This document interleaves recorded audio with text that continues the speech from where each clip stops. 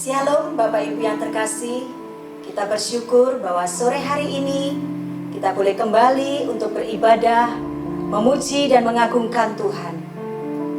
Kita percaya dari tempat kita masing-masing, ketika kita mengagungkan Tuhan, Tuhan akan hadir dan menjamah setiap hidup kita.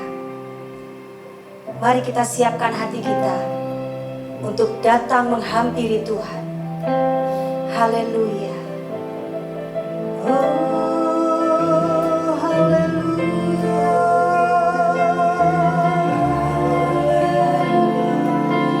Haleluya.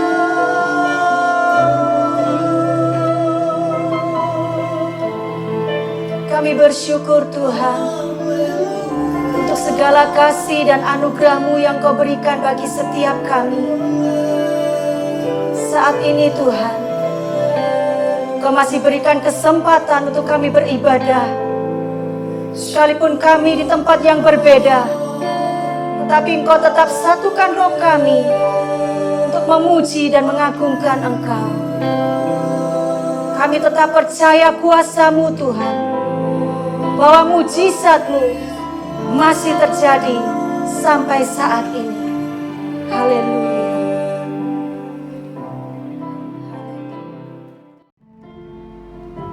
Bagi Tuhan, tidak ada yang mustahil.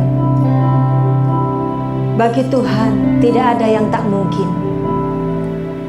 Karena kita percaya bahwa setiap firman-Nya, ya dan amin.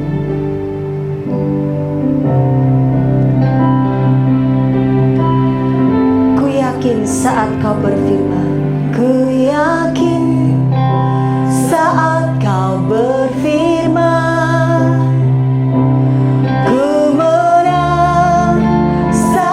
Kau bertindak. Hidupku hanya ditentukan oleh perkataan-Mu. Ku aman karena Kau menjaga. Ku kuat karena Kau menopang.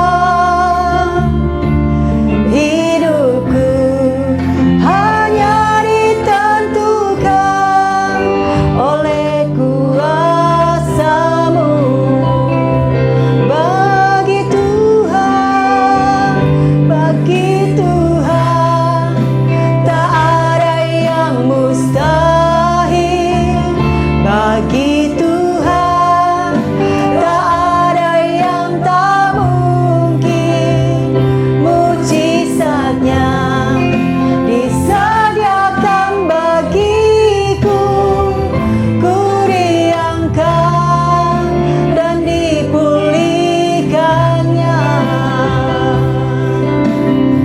Ku yakin saat Kau berfirman, ku yakin saat Kau berfirman, ku menang. Saat Kau bertindak, hidupku hanya ditentukan oleh perkataan-Mu. Oh, ku aman karena Kau menjaga. Ku kuat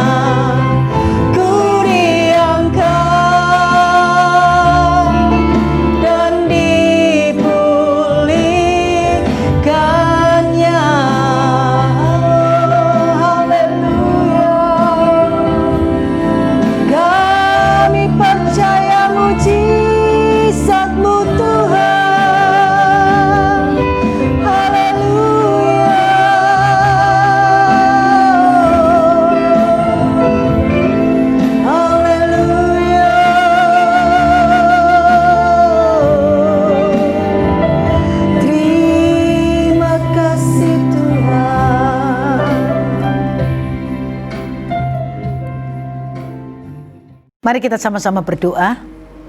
Bapa, kami bersyukur sore hari ini kami boleh kembali belajar kebenaran firman-Mu.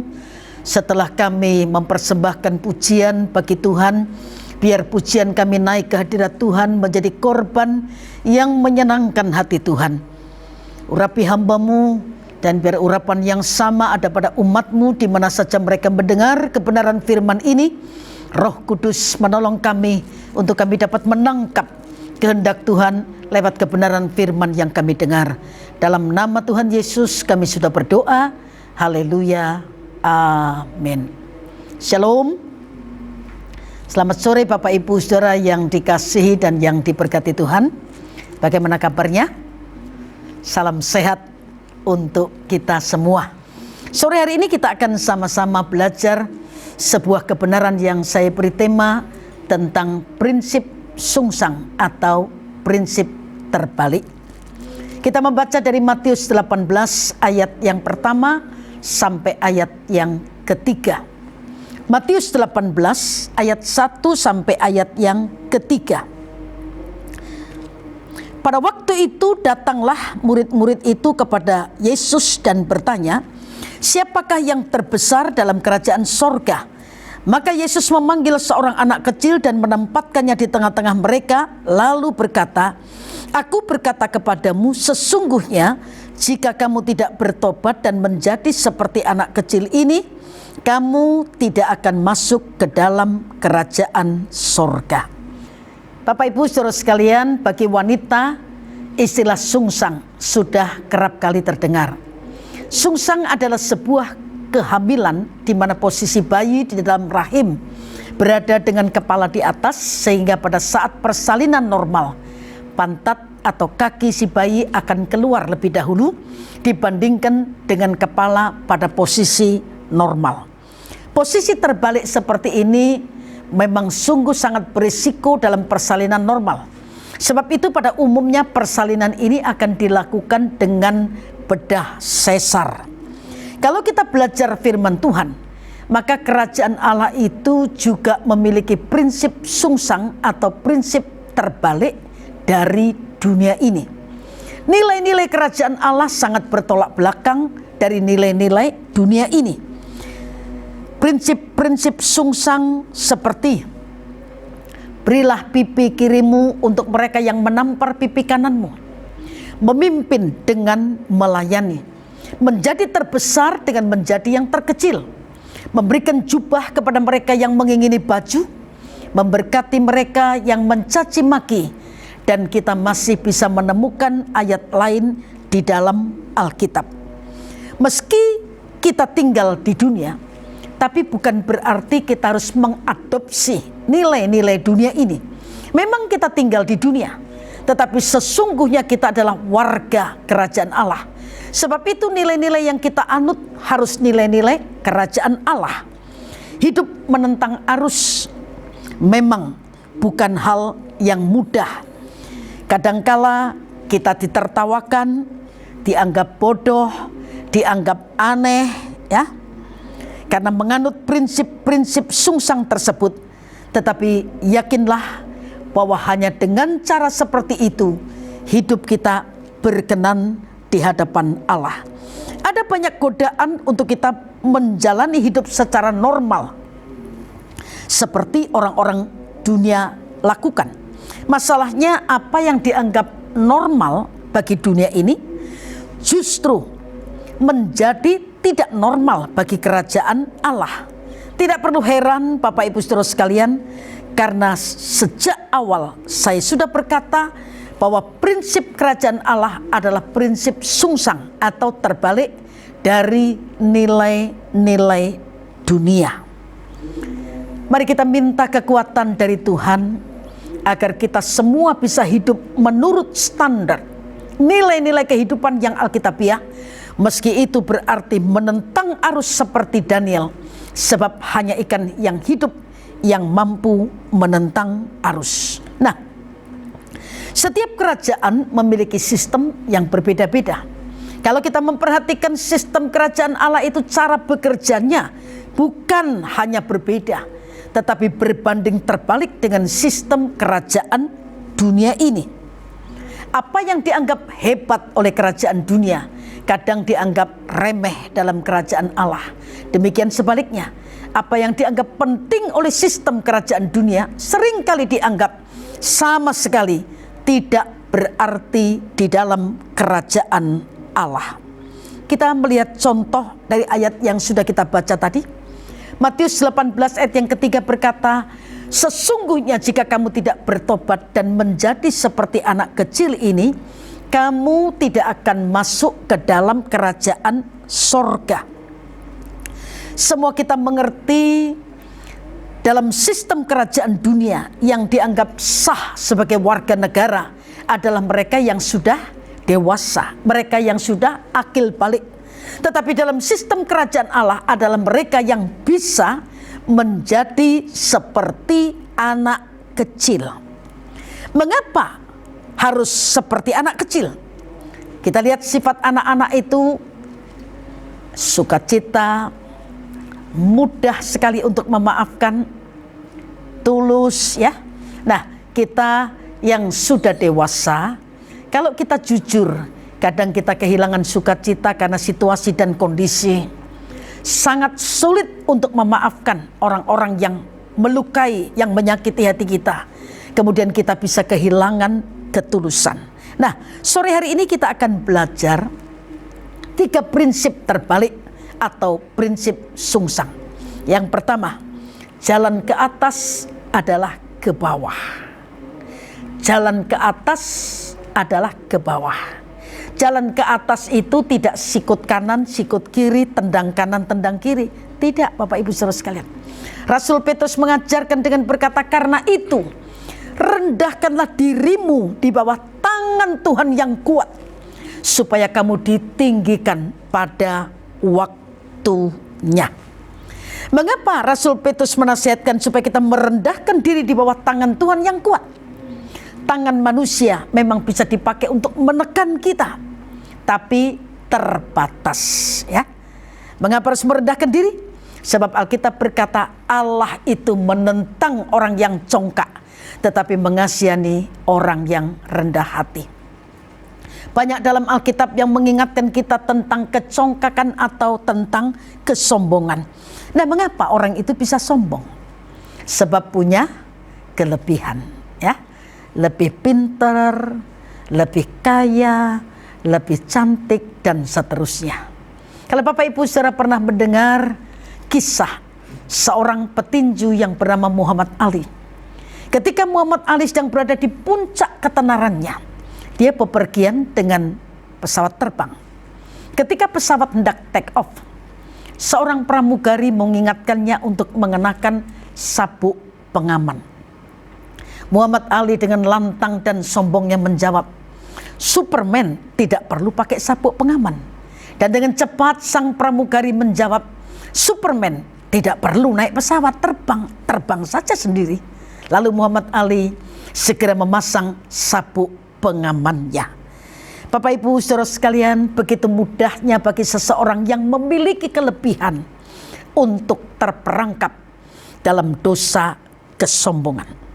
Kalau kita membaca di Alkitab, ya, ada 2 orang yang masuk ke bait Allah, yang seorang orang Farisi dan yang seorang lagi adalah pemungut cukai. Orang Farisi ini menunjukkan kelebihannya dengan berkata, aku mengucap syukur karena aku tidak sama seperti semua orang lain. Hebat kan?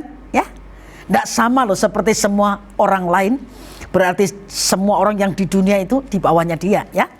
Bukan perampok, bukan orang lalim, bukan pesinah.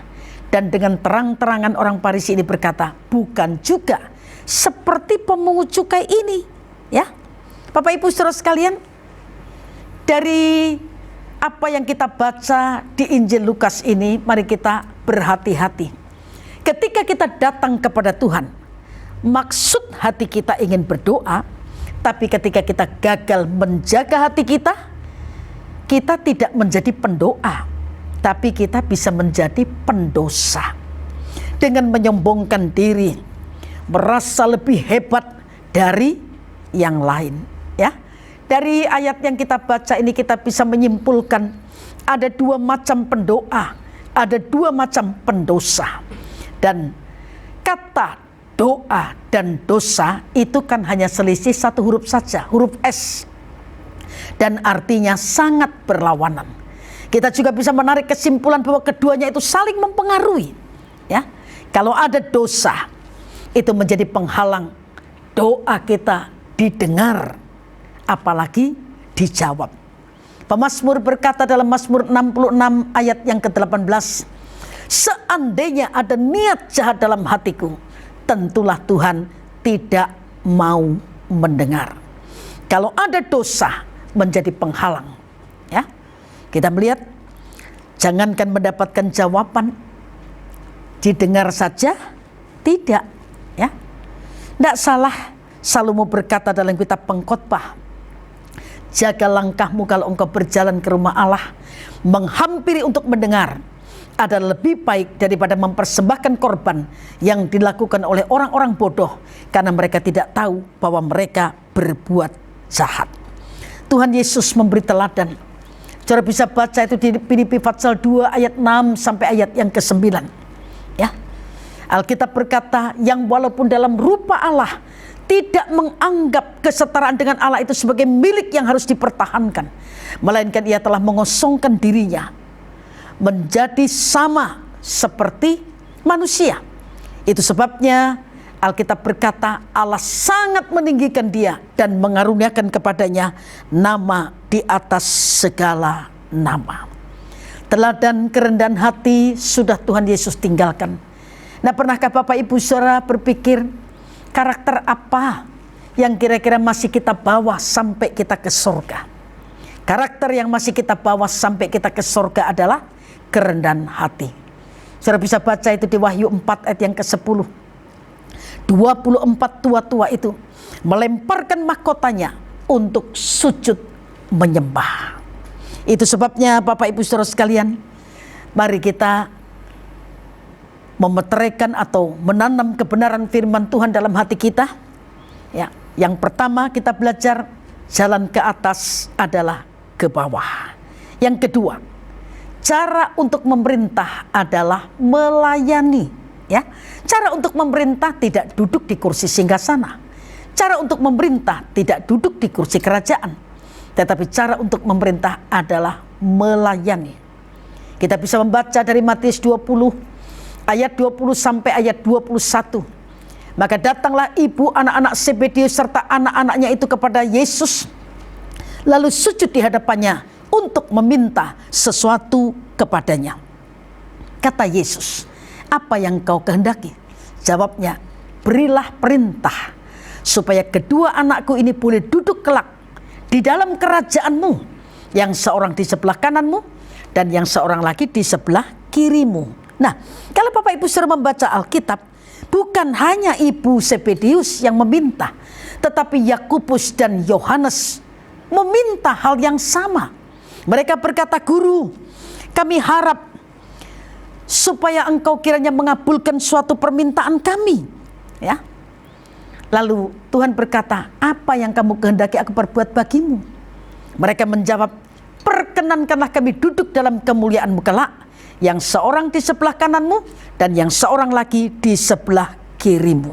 Bapak Ibu Saudara sekalian, kalau kita berbicara tentang kemuliaan, maka kita akan mendapatkan di dalam Alkitab bahwa sebagian besar konteks tentang kemuliaan selalu berkaitan dengan Tuhan.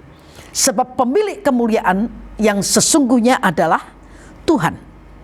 Nah, kita melihat permintaan ibu Zebedeus, baik Yakobus dan Yohanes sama. Mengapa tidak minta duduk dekat kaki Tuhan seperti Maria, atau duduk di belakang Tuhan Yesus, tapi minta duduk di sebelah kanan dan di sebelah kiri, bukan dalam pelayanan waktu Tuhan Yesus masih di dunia, tapi dalam kerajaan Tuhan. Itu permintaan ibu Zebedeus, Yakobus dan Yohanes, duduk dalam kemuliaan Tuhan. Ya, setelah raja, orang yang paling berkuasa dalam suatu kerajaan adalah orang yang duduk tepat di sebelah kanan dan di sebelah kiri raja. Kemudian ketika mendengar permintaan ibu Zebedeus Yakobus dan Yohanes. 10 murid itu menjadi marah kepada Yakobus dan Yohanes. Bapak Ibu Saudara sekalian, kita bisa membaca di Alkitab ya, ketika Tuhan Yesus ada di dunia, para murid ini sudah bertengkar. Apa yang mereka pertengkarkan? Siapa yang terbesar di antara mereka? Menarik untuk saya perhatikan, karena Tuhan ini Tuhan yang luar biasa ya. Seandainya saya dan Bapak Ibu Saudara sekalian jadi Tuhan Yesus ya, berjalan di depan, lalu 12 murid ini mengikuti. Kalau kita mendengar mereka sedang ribut-ribut di belakang, kira-kira kalau saudara dan saya jadi Tuhan Yesus, kita berhenti menoleh ke belakang lalu bertanya, apain kok ribut-ribut? Seperti itu atau tidak? Kalau saya begitu ya.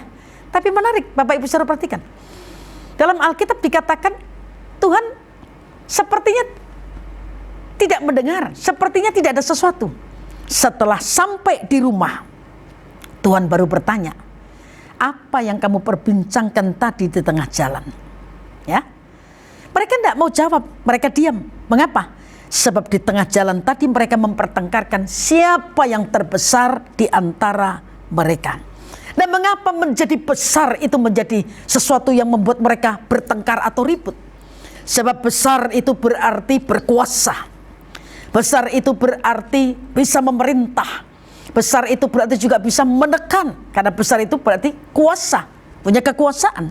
Nah, Bapak Ibu Saudara sekalian, kita bisa membaca dalam Injil Yohanes 17, doa Tuhan Yesus yang terakhir sebelum Tuhan Yesus ditangkap di Taman Getsemani, disesah kemudian disalibkan. Kalau Bapak Ibu Saudara jeli membaca Alkitab, Yohanes 17 ayat 11, 21 sampai 23, kita menemukan ada 5 kali kata menjadi satu. Ya, mengapa sampai 5 kali Tuhan berkata supaya mereka menjadi satu? Sebab Tuhan membaca ada titik rawan perpecahan dalam kehidupan murid-murid sepeninggal Tuhan Yesus. Ketika Tuhan Yesus masih bersama-sama saja, murid-murid sudah bertengkar. Siapa yang terbesar di antara mereka? Itu sebabnya Tuhan itu mendahului dengan perintah dalam Yohanes 13 ayat 34 untuk saling mengasihi. Perhatikan kata saling ya. Saling itu kan berarti dua ya, dua arah ya. Nah, kita lihat, tidak bisa menuntut kamu harus mengasihi aku. Nah, saling mengasihi ya.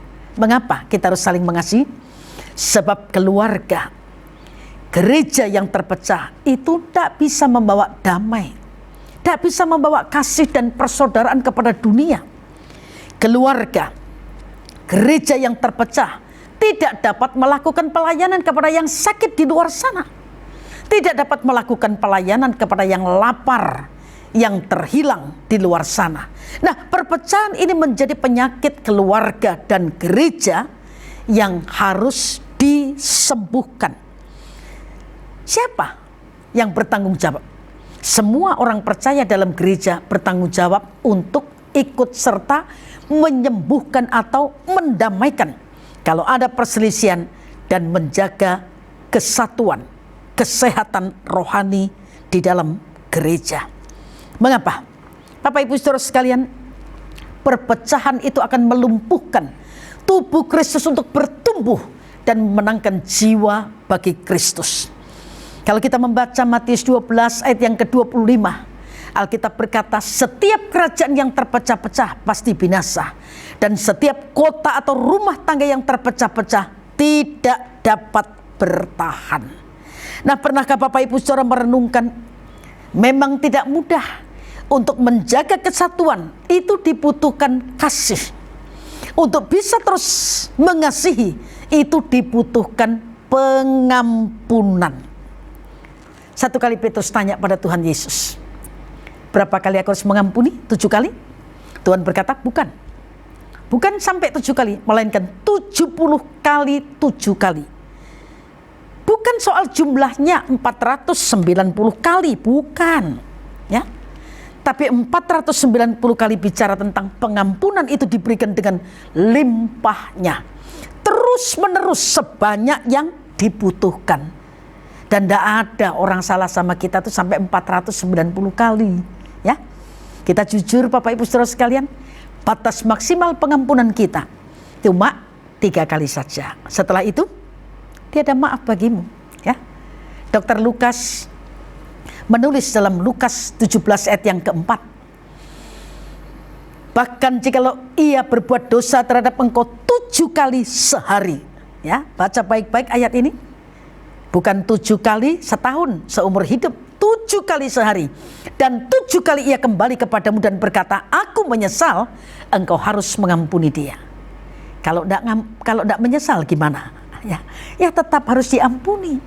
Karena kalau kita tidak ngampuni, dosa kita tidak diampuni. Ya, tidak ada orang salah sama kita 1 hari 7 kali. Ya, tadi saya sudah berkata, batas maksimal pengampunan kita biasanya hanya 3 kali saja. Dan itu bukan sehari, bukan sebulan, seumur hidup. Kalau Dr. Lukas berkata 1 hari 7 kali, 1 bulan 210 kali. Ya, 1 tahun 2.550 kali. 10 tahun 25.550 kali. Sekali lagi tidak bicara tentang jumlah, tapi pengampunan itu diberikan terus menerus sebanyak yang dibutuhkan. Bapak Ibu Saudara sekalian, mari kita bercermin dari kebenaran firman. Kita melihat diri kita sendiri. Apakah sejak kita menerima Yesus Kristus sebagai Tuhan dan Juru Selamat, kita sudah tidak lagi jatuh dalam dosa? Kan masih jatuh dalam dosa. Bagaimana kalau Tuhan tidak ngampuni? Binasa kita. Ya, nah itu sebabnya dikatakan pengampunan diberikan dengan limpahnya sebanyak yang dibutuhkan. Ada yang lebih ekstrim. Ketika Tuhan berkata, jangan melawan orang yang berbuat jahat kepadamu, melainkan siapapun yang menampar pipi kananmu, berilah juga kepadanya pipi kirimu. Ya, kalau ada misalnya orang ya dari arah depan sana dengan kemarahan yang meluap-luap, lalu menampar pipi kanan kita, kemudian kita berkata, yang kiri sekalian supaya lengkap. Oh, bukan begitu Bapak Ibu Saudara sekalian, ya. Bukan begitu. Kita akan lebih mudah memahami perkataan Tuhan Yesus ini kalau kita memahami budaya Yahudi yang berkembang saat itu. Ya. Budaya Yahudi yang berkembang saat itu, kita melihat ayat ini ya tidak boleh diartikan secara harfiah. Sebab ayat ini tidak bicara tentang soal tampar-menampar, tapi ayat ini berbicara bagaimana kita melepaskan pengampunan kepada orang yang melukai kita, yang menyakiti kita. Nah, Matius menulis dengan jelas dengan menggunakan istilah pipi kanan dan pipi kiri. Ya, apa bedanya pipi kanan dan pipi kiri? Dalam budaya Yahudi ada perbedaan menampar pipi kanan dan pipi kiri. Bila yang ditampar pipi kiri, maka yang dirasakan sakit hanya fisik saja. Tapi kalau yang ditampar pipi kanan, maka itu bukan hanya sakit secara fisik, tapi juga merupakan simbol penghinaan, sehingga ada rasa sakit secara psikologis. Itu sebabnya kalau seorang menampar pipi kiri, dendanya 200 dinar. Tapi kalau yang ditampar pipi kanan, maka dendanya menjadi 400 dinar. Bapak Ibu Saudara sekalian, kualitas kasih kita akan terlihat. Kapan itu? Bukan pada saat kita disenangkan, tapi pada saat kita disakiti, pada saat kita dirugikan, pada saat kita dilukai. Nah, pengampunan diberikan sebanyak yang diperlukan. Mengampuni itu seperti orang yang membuang racun dari tubuhnya. Mengampuni itu berarti membuang rasa sakit dan membuang hak kita untuk membalas. Kita bisa melihat kisah yang dialami oleh Presiden Afrika Selatan, yaitu Nelson Mandela. Ya. Kita melihat Nelson Mandela itu bukan hanya sosok yang memperjuangkan kebebasan demokrasi di Afrika Selatan, tapi Nelson Mandela adalah sosok yang memiliki hati emas. dipenjara selama 27 tahun oleh lawan politiknya karena ia dituduh dengan dakwaan palsu dan penuh rekayasa. Ketika Nelson Mandela keluar dari penjara dan kemudian berhasil menjadi presiden Afrika Selatan, dia tidak dikuasai kebencian, niat untuk balas dendam terhadap lawan-lawan politik yang dulu memenjarakannya. Mandela bahkan menolak usul dari panglima tentaranya untuk menangkap lawan-lawan politiknya. Nelson Mandela mengajarkan bagaimana membalas kejahatan dengan kebaikan, kebencian dengan kasih. Nah, apa yang kita lakukan? Ketika kita sudah begitu dilukai oleh seseorang dan kini kita punya kesempatan untuk membalas, mampukah kita mengampuni? Seberapa luas dan lapang ukuran hati kita? Kalau kita ingin menjadi orang besar, kita harus memiliki hati dan jiwa yang besar. Dan itu ditunjukkan melalui sikap kita yang mau mengampuni orang-orang yang telah menyakiti kita. Ya, Paulus berkata dengan bijak tentang pengampunan. Memaafkan memang tidak mengubah apa yang sudah terjadi di masa lalu, tapi akan melapangkan jalan kita ke masa depan. Mahatma Gandhi berkata, orang lemah tidak pernah mengampuni, karena mengampuni adalah sifat orang yang kuat. Bapak Ibu saudara sekalian, Tuhan menolong kita ya dalam masa-masa sulit, masa-masa seperti sekarang ini. Ada banyak berita-berita yang masuk yang menggoncangkan hati kita. Tapi biar Tuhan menolong kita untuk bisa memilah. Ada berita sampah. Apa itu berita sampah? Berita yang merugikan kerohanian kita. Ada berita dari dunia yang menimbulkan kecemasan, ketakutan, kekhawatiran.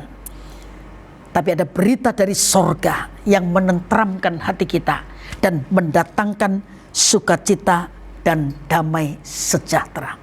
Saya kembali, pemazmur pernah berkata, kalau kita sebagai saudara bisa hidup dengan rukun, dikatakan seperti embun di gunung Hermon yang turun ke gunung Sion. Dikatakan kesanalah Tuhan memerintahkan berkat kehidupan untuk selama-lamanya. Lagi sekali saya berkata, Bapak Ibu saudara sekalian, kesatuan memang tidak mudah. Dari Alkitab kita bisa belajar, kita bisa melihat Kain dan Habil berpisah karena persembahan.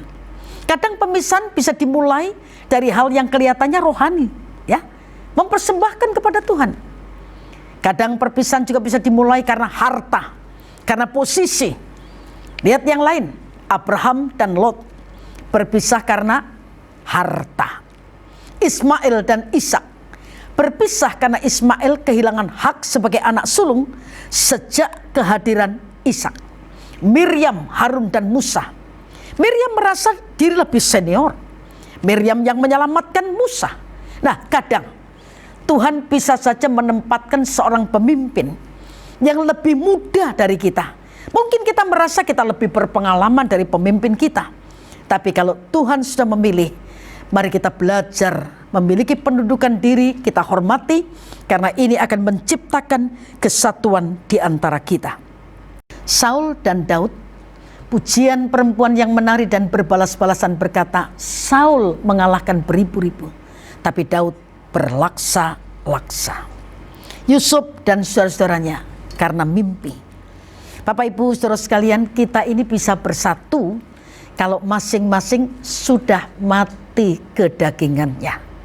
Lebih mudah tubuh Kristus terbentuk kalau masing-masing sudah mengalami proses. Coba kita membaca dari 1 Raja-Raja 6 ayat yang ke-7.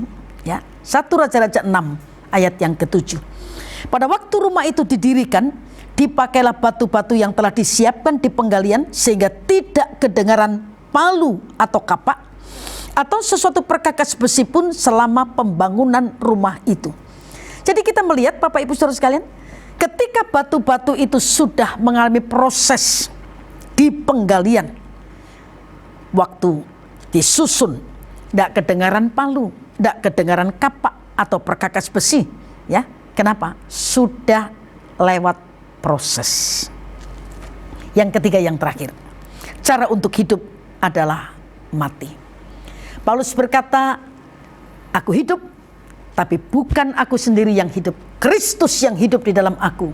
Dan hidupku yang kuhidupi sekarang di dalam daging adalah hidup oleh iman dalam Anak Allah yang telah mengasihi aku dan menyerahkan dirinya untuk aku. Paulus berkata, aku hidup, tapi bukan kedaginganku yang hidup, Kristus yang hidup di dalam aku. Yesus pernah berkata, kalau biji gandum tidak jatuh ke dalam tanah dan mati, dia tetap satu biji saja. Tapi kalau ia mati, ia akan menghasilkan banyak buah. Mengapa harus mati kedagingannya? Kalau kita ingin hidup dalam hadirat Tuhan, maka kita harus mengalami kematian daging terus menerus. Bapak Ibu Saudara masih ingat ketika Daud mengangkat tabut, ya, kali pertama ada korban Usa dibunuh. Kelihatannya kok kejam ya. Kenapa sampai Usa jadi korban? Karena tidak sesuai dengan cara Tuhan. Tapi kali kedua kita melihat sesuai dengan kehendak Tuhan. Ya, tabut itu diangkat oleh para imam. Kemudian ketika mereka maju 6 langkah, 1 lembu dikorbankan, 1 anak lembu gemukan dikorbankan. Ya, Bapak Ibu Saudara sekalian, jaraknya itu kira-kira 10 kilometer. Nah, coba hitung saja berapa banyak lembu dan anak lembu yang dikorbankan. Ya. Tapi ketika Daud membawa sesuai dengan kehendak Tuhan, hasilnya luar biasa. 6 itu angka manusia, ya. Bukan hanya kita temukan di kitab Kejadian, manusia diciptakan pada hari yang ke-6. Tapi Bapak Ibu Saudara bisa menemukan di kitab Nehemia, orang Israel berpuasa, ya. Alkitab berkata mereka berdiri di tempat, lalu dibacakan bagian-bagian dari kitab Taurat selama 1/4 hari atau 6 jam. Sedang 1/4 hari lagi mereka mengucapkan pengakuan dan sujud menyembah kepada Tuhan. Kita berpuasa bukan hanya tidak makan, tidak minum, tapi mari kita berpuasa untuk menekan keinginan daging kita. Ya. Karena kita harus mengalami kematian daging terus-menerus sampai kita ketemu dengan Tuhan. Ya. Bapak Ibu Saudara sekalian, kematian daging membuat kita menikmati hadirat Tuhan setiap saat. Pertanyaannya, berapa orang yang menjadi hidup karena kematian daging kita? Atau orang yang sudah hidup rohaninya jadi mati karena daging kita yang menyala? Kalau rohnya menyala, dagingnya mati. Tapi kalau dagingnya yang menyala, rohnya mati. Kapan daging kita menyala? Ketika kita membalas kejahatan dengan kejahatan, melalui ucapan kita yang menyakitkan orang lain, melalui penghakiman. Nah, Bapak Ibu Saudara sekalian, Paulus mengingatkan kita, siapa kita ini kalau kita ini menghakimi orang lain? Kita tidak bebas dan kita ini melakukan hal-hal yang sama. Kata Roma 2 ayat yang pertama, kita tidak dipanggil untuk menjadi hakim, tapi kita dipanggil untuk menjadi berkat. Nah, Bapak Ibu Saudara sekalian, melalui sikap permusuhan yang terpancar dari kehidupan kita, sekali lagi kalau dagingnya menyala, rohnya mati. Ya. Nah, sekarang pertanyaannya, yang mana yang terpancar lebih kuat dari kehidupan kita? Roh kita yang menyala atau daging kita yang menyala? Mari sama-sama minta kemurahan Tuhan, biar kita terus memiliki kekuatan untuk mematikan keinginan daging, supaya Kristus semakin nyata dalam kehidupan kita. 3 prinsip sungsang, saya ulang sekali lagi, jalan ke atas adalah ke bawah. Cara untuk memerintah adalah melayani, dan cara untuk hidup adalah mati. Tuhan memberkati Bapak Ibu Saudara sekalian. Kita akan sama-sama naikkan pujian, ku telah mati dan tinggalkan cara hidup yang lama. Sementara kita menaikkan pujian ini, mari kita melihat, benarkah kita sudah mematikan keinginan daging dan meninggalkan cara hidup yang lama, lalu berjalan sesuai dengan kehendak Tuhan. Haleluya, haleluya. Ku telah mati dan tinggalkan cara hidupku yang lama. semuanya sia-sia dan tak berarti lagi. Hidup ini ku letakkan pada mezbah-Mu ya Tuhan. Jadilah padaku seperti yang Kau ingini. Musik saja mengalunkan pujian ini. Mari kita merenungkan Bapak Ibu Saudara sekalian. Yang mana yang terpancar kuat dari kehidupan kita? Dengan rendah hati, mari kita letakkan hidup di atas mezbah Tuhan. Seraya mengizinkan api Roh Kudus membakar sifat-sifat kedagingan kita, supaya Kristus lebih terpancar dari kehidupan kita. Bukan daging kita yang menyala, tapi roh kita yang menyala. Paulus berkata, biarlah rohmu menyala. Untuk apa? Untuk melayani Tuhan, untuk memuliakan Tuhan, selagi kesempatan itu masih ada dalam kehidupan kita. Haleluya. Haleluya. Lebih sungguh sama-sama ucapkan, ku telah mati dan tinggalkan cara hidupku yang lama. Semuanya sia-sia dan tak berarti lagi. Hidup ini ku letakkan pada mezbah-Mu ya Tuhan. Jadilah padaku seperti yang Kau ingini. Jadilah padaku seperti yang Kau ingini. Jadilah padaku seperti yang Kau ingini.